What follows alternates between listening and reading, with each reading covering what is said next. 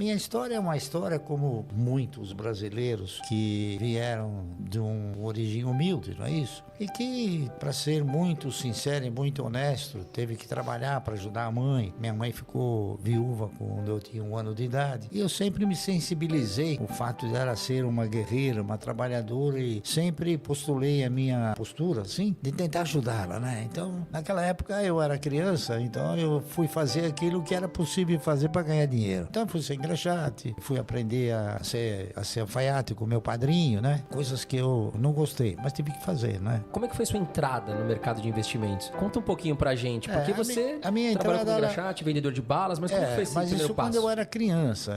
Depois eu fui evoluindo, evidentemente, eu fui crescendo. Eu me formei em contador, não é isso? Em 1958. Em 1962 eu me formei em economia. E aí então eu já havia adquirido uma certa maturidade em termos de economia, não é isso? E nós então fomos evoluindo na razão direta das pesquisas que a gente foi desenvolvendo. E eu sempre mirei o meu foco, né, para mim poder ter uma renda mensal. Essa foi meu principal objetivo. E para mim ter uma renda mensal, eu acabei analisando uma série de fatores. Eu aí de contador eu fui para ser auditor, e de auditor a gente frequentava as empresas, conversava com os empresários e via que os empresários, eles tinham o quê? Eles tinham uma forma generosa de ter uma renda mensal através do quê? Através da participação de lucros, etc. E isso foi evoluindo em mim até que um belo dia eu falei, bom, eu vou ingressar nesse universo de investidores, não é isso? E comecei pequeno, comecei comprando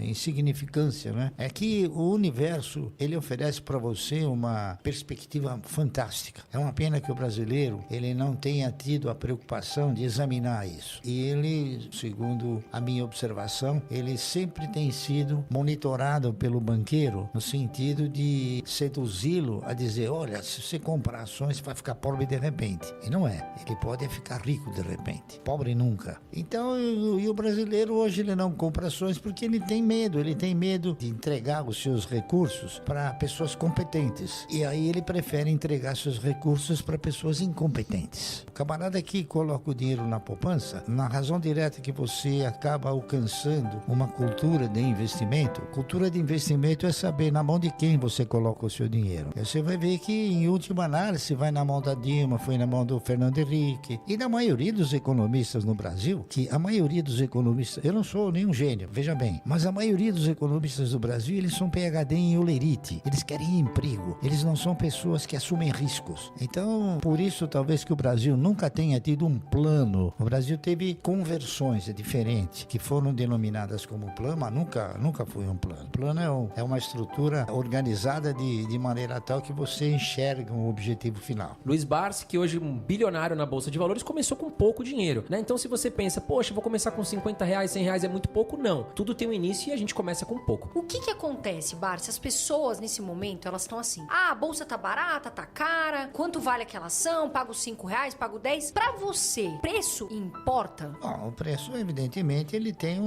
é um dos componentes. Ele é um dos componentes da decisão que você acaba tomando. Mas ele não é o único componente. Ele, conforme disse, é um dos componentes. É preciso que você tenha o quê? Que você tenha um elenco de fundamentos que possam te conduzir a você exercitar uma carteira de renda mensal. A minha visão principal é carteira de renda mensal, que eu faço isso desde 1971 e vou continuar fazendo até não poder mais. Porque é a única trajetória capaz de te conduzir ao quê? A você ter um futuro estável. É a única trajetória. Não existe outra. Quem tá entrando na Bolsa desde o ano de 2019, pegou uma alta ali muito grande em 2019, em 2020 veio o efeito pandemia, a Bolsa despencou, a gente teve alguns respiros, mas digamos que os investidores perguntam pra gente, e aí André, Carol, o que você acha a Bolsa hoje, no nível que tá? Tá barata? Qual é a sua opinião, Barsi?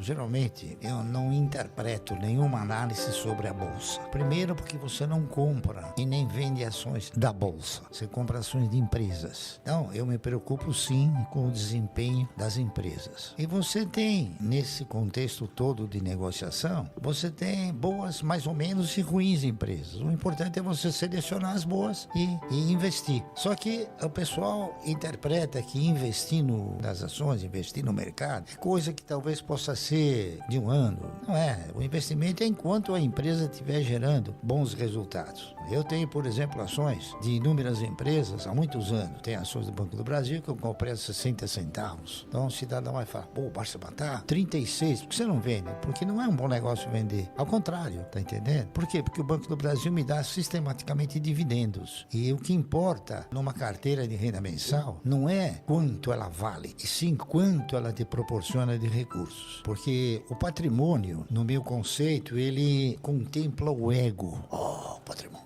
Mas ele não te põe dinheiro no bolso. O que te põe dinheiro no bolso é o dividendo. Então eu já aprendi e tento mostrar para as pessoas que, por exemplo, os camaradas compram uma ação por 1 e veio 90 centavos, ele não ficou pobre nem perdeu tudo. Houve uma oscilação porque o mercado ele é de renda oscilante. Mas o que vale são aqueles recursos que você obtém através do quê? Através da distribuição dos resultados das empresas. Esse é o fator principal. Barsi, comentando sobre o setor elétrico, quais são as 3 ações que o senhor mais gosta? Todas. Eu gosto de todas. Que o senhor tem De mais todas, posição? eu gosto de todas aquelas que geram e transmitem. Aquelas que distribuem, não. Por quê? Porque o custo de geração e o investimento em geração, como o investimento em transmissão, é muito menor do que o investimento em distribuição. Distribuição, a empresa tem 70 mil clientes, né? E na transmissão tem 1 ou 2. Então, o custo é sempre menor, o custo de operação, consequentemente, o resultado é sempre mais significativo. Quais os melhores setores da Bolsa para você, Barsi? Os melhores setores para você investir são aqueles sem o qual uma economia não funciona. Esses são os melhores setores. Então você tem energia elétrica, setor de bancos comerciais, você tem telefonia. Saneamento eu não aprecio muito. Eu tenho algumas ações da Sabesp compradas há muitos anos, mas um saneamento aqui no Brasil ainda tem muito lugar que tem fossa, né? Então o investimento em saneamento, como ele é feito mais ou menos, a maioria por estatais, então o que você coloca embaixo da terra não gera voto. Quando que o senhor acredita que é a hora de vender uma ação?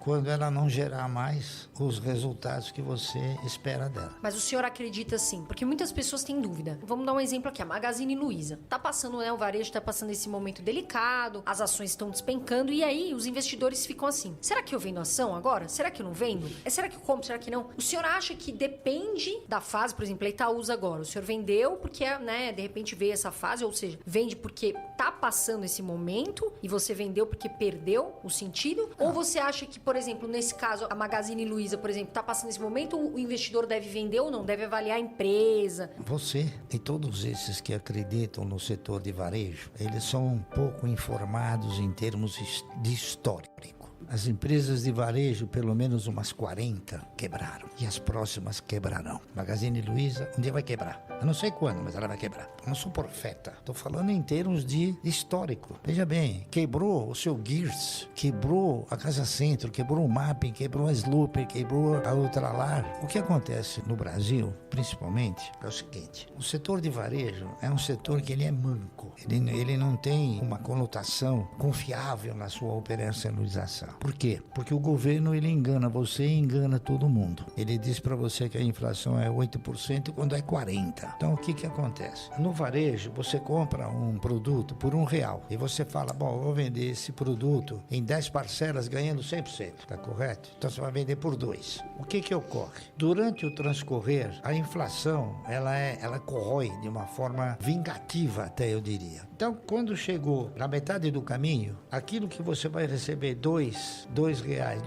no fim da linha, você já tem que comprar esse produto por R$2. Então, o varejo é uma atividade que você tem que estar sempre aportando recursos, sistematicamente. É por isso que, na minha avaliação, ele não é um setor bom. Então, quem compra varejo é porque ele desconhece isso. Quais são 3 empresas que o senhor não tira da carteira? Desde que o senhor começou a investir, o senhor pretende ficar com elas até o final? A Klabin é uma delas. Eu diria também o Banco do Brasil, porque o Banco do Brasil Brasil, ele é a única empresa estatal que tem um bom dono, que se chama Previ, porque ela também é uma empresa controlada pelo governo, né? Mas ela tem a Previ. E a Previ não são os políticos, são os ex-funcionários. Então há uma preservação muito mais eficiente no caso do Banco do Brasil. Tem uma terceira empresa também, eu diria a Unipar, da qual eu faço parte como membro do conselho, que são atividades que são importantíssimas numa economia. Qual ação que nesse momento o Jacaré está de boca aberta querendo comprar? TASA.